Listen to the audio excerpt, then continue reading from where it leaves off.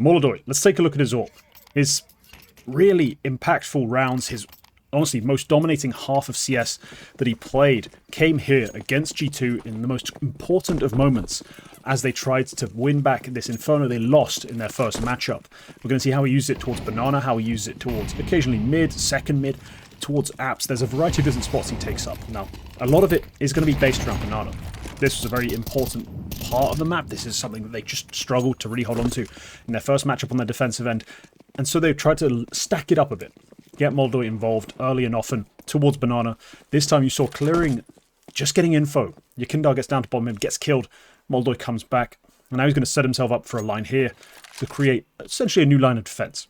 G2 might not be expecting this, although realistically, with the amount of time it takes between the initial kill on Yakindar and the next player to face him in Banana, they should have expected a little bit something, probably a rotation from at least a rifler. Maybe not expecting the AWPer so soon towards the side of the map, but they don't anticipate him.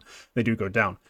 The key part of this map is going to be Molodoy fighting for that control. The early picks, they don't just get you a 5-4. They create a whole area of sort of advantage where these T-side have to re-clear, they have to be careful, they have to be wary, especially a player as talented and as confident as he is making a re-peek. We see here a defensive flashbang thrown just to try and make that re-peek a little bit safer. A strange piece of util that doesn't actually achieve a whole lot in the end, but just a fail-safe that he has in place. Queserato does go down, and that leads us to a very rapid B rotation. Well, rotation off of B rather onto the A site. Trades go back and forth, so it's a productive hold.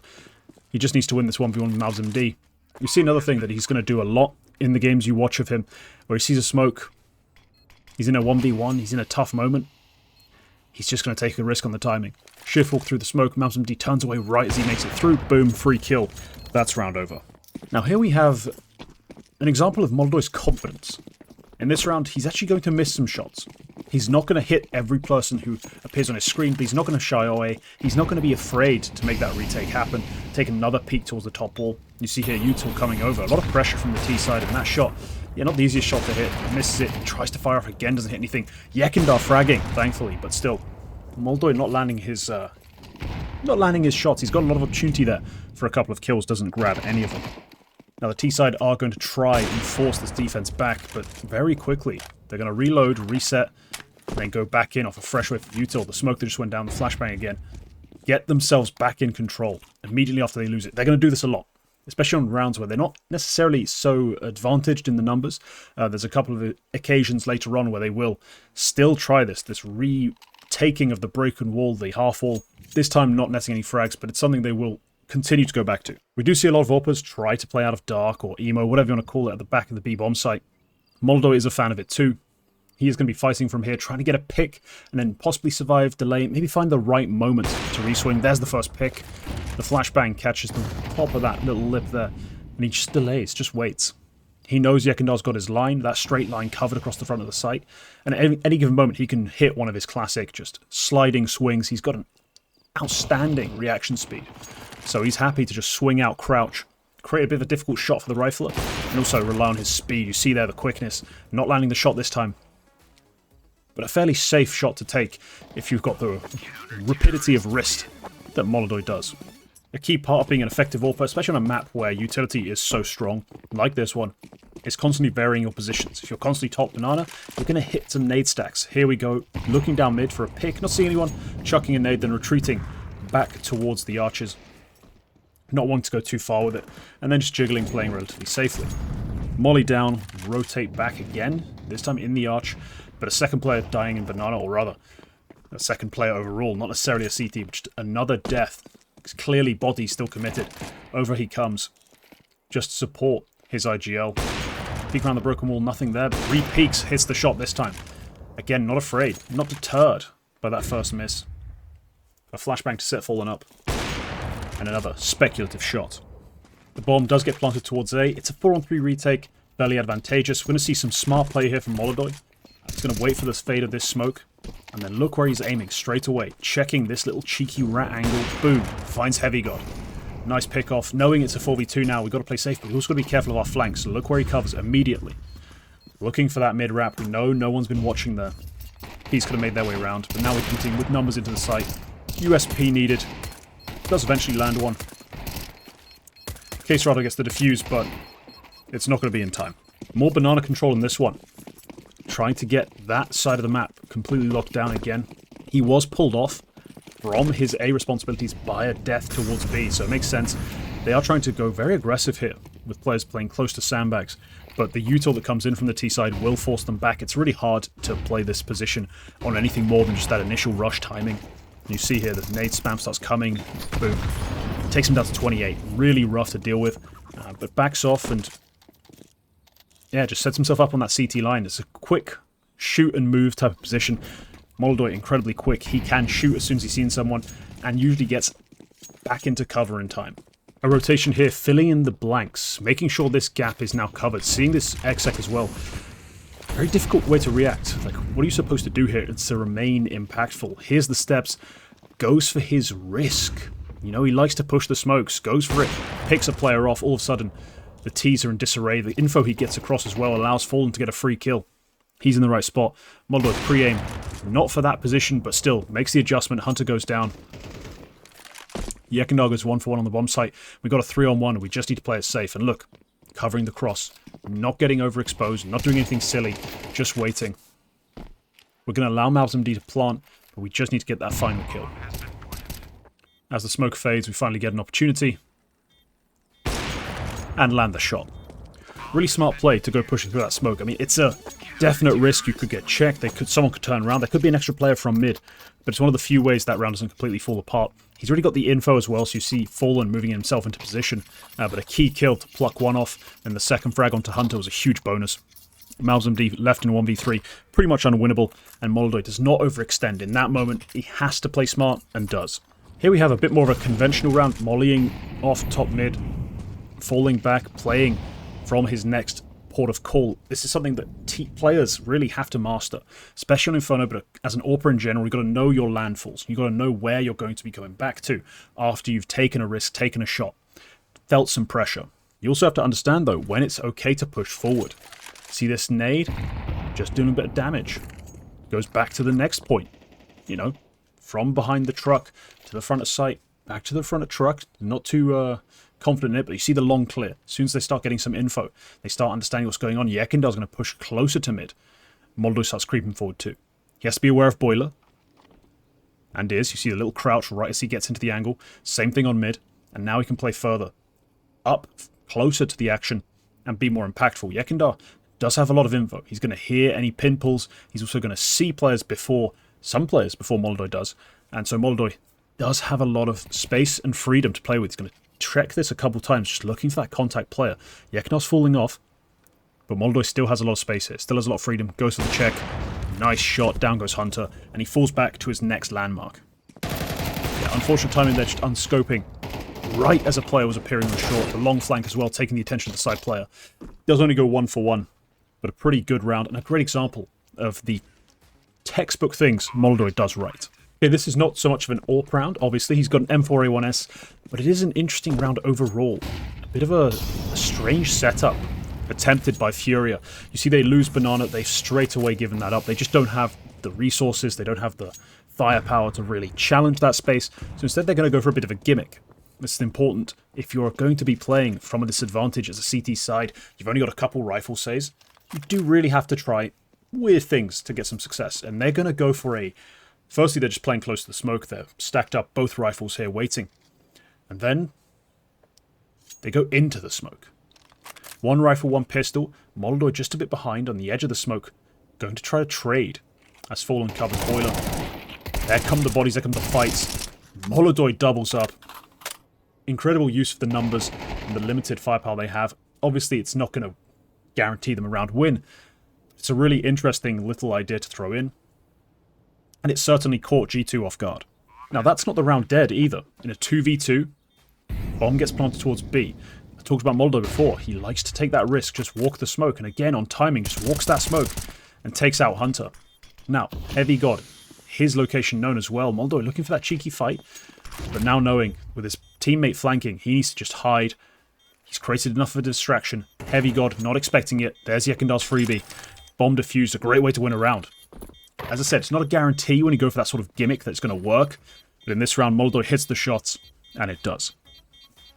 Trying to keep the positions varied still here. Playing more towards the long side of mid. I mean, holding a counter flash here. Just thinking maybe he could get an opportunity to throw it up, take a peek, but instead falls back. Sitting on this corner looking for that first player to just walk out. Maybe wait for him to be flashed and also just take a shot on timing. But realistically, nothing's going to present itself. We are waiting for a rotation 2B. Where Yekindar, after feeling some pressure, is going to need some assistance. Coming into CT, here we are. Just take a peek right before the defensive smoke actually blooms, trying to catch the T's out, and then rotates to Coffins, picking a new position for himself. Obviously, the T's behind his smoke might anticipate some kind of change in setup, but again, why give it away? Why let them understand exactly where you are? Just change things up, go into a new position, and wait for the contact to come to you. Sees a leg, that's a freebie. Thank you, Malbs MD, for that. Some Util coming down, some exec, but Molodoy quickly changes his position up. A smart rotation, a smart adjustment, but some pious. Yeah, just peeks, catches him off, doesn't land the shot. A good idea, but the execution, yeah, not quite perfect, and it needed to be literally perfect for that round to be winnable. So here's some more stuff you can take a look at, maybe take inspiration from. In terms of this round, we are going to be playing towards the top banana again, towards that broken wall, although just behind it, a more CT favoured spot. And he's going to constantly use this wall to his right as a way to avoid util, as a way to dodge flashes, but to maintain his ability to fight the T's when they do come around that corner.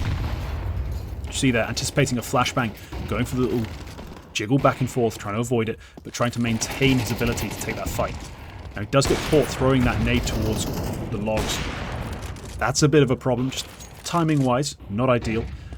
But they see there, immediate retake. He gets pressured, pushed back. He and Yekindar still want to maintain that control. He throws that flashbang up, and they go back round that corner. Constantly maintaining that control has been very important for this team, and it has worked out fairly well for them on this half. With a lack of info, smokes everywhere, we do see Yekindar trying to get that info himself, walking through the smokes. And eventually that CT play will come through, but with Molodoy at the back of sight instead. This is all based on timing. 20 seconds left. There's no point challenging for anything deeper, anything further. You're just trying to deny that plant. There's a shot towards Banana, missed. The two players on the T side, yeah, still trying to make their way in. So Price goes down. Molodoy does go down eventually, but Yekindar gets a freebie. Just a classic playoff of timing there. No need to get too assertive, too loose with it. Just let them take the bomb site and try to kill them there. They need to plant, they run out of time. In overtime, we actually have a pretty amusing pair of rounds to start off here. Throughout the entirety of that defensive half, we didn't see anything to do with apps. No second mid picks. He's just playing a very straight up, mid, long, banana sort of configuration. And here we have a very aggressive push into the apps. Waiting for that molly to extinguish. And then he's going to try and take that forward line, wait for the lurker, and take him out. There you go, nice and easy. Fallen in the meantime has got a triple kill on Banana, so this round wraps up rather quickly. But what makes it worse, or rather very frustrating for Heavy God, is what Molodoy does next. Because they're going to repeat the same sort of setup, except this time they're slightly delayed. Heavy God also makes it into position faster, and so Molodoy hard checks it, which is crazy. It's actually crazy. Heavy God gets himself to that deep corner explicitly to hold him out, wait for him, anticipate this sort of play, maybe anticipate the other rifler who's pushing into the apartments. But no, he still gets hard cleared. He must be slamming his desk off that one. This round looking a little more conventional, a little plain, just playing towards library, sitting and waiting. It's not a particularly interesting round. It's not like he's challenging for space or control. He's just holding a line, making sure his teammates can handle everything else and not have to worry about it. Although there is going to be some, yes, interesting decisions here as he goes forward. Now, he could get caught out in this space where he's moving, but stays scoped in just to give himself a chance to fight his way out of it. And he's going to clear mid now, on contact. There's no one else here doing this with him. There's no one on the other side of mid helping out. He just did that solo. Nade does good damage to Hunter. And he's going to sit here and just hold the cubby lug. I thought this was interesting. Maybe something he's spotted a lot of players doing, maybe a bit of a trend, trying to go for that lurk through the edge of the smoke and catching him out. Instead, he's just going to hold it specifically. And then again, re-clear mid. We're going to be seeing a lot of landmarks here as he takes the first shot and then falls back into more cover. There's a freebie. Smoke behind him, so he goes all the way around. Re-peeks now. And gets another one. Hunter, poor timing. Molodoy now. This is all just free highlight farming. Not sure what MalPMD's doing, but he goes out, takes him out. There's a final kill as well onto Heavy God. A perfect CT half in overtime. With some absolutely outrageous shooting from Molodoy, but also some really intelligent play. We really saw that all of the things that make Molodoy so effective. Now, of course, there was the very traditional, very textbook things he did well. We saw the landmarks he kept falling back to, taking a shot, taking himself to the next piece of cover, and then constantly giving himself that best chance to survive by using that cover. And re-peeking behind it, avoiding flashbangs, generally smart play. He's also going to be abusing that space, that lack of pressure, lack of visual info, lack of noise, to be inquisitive.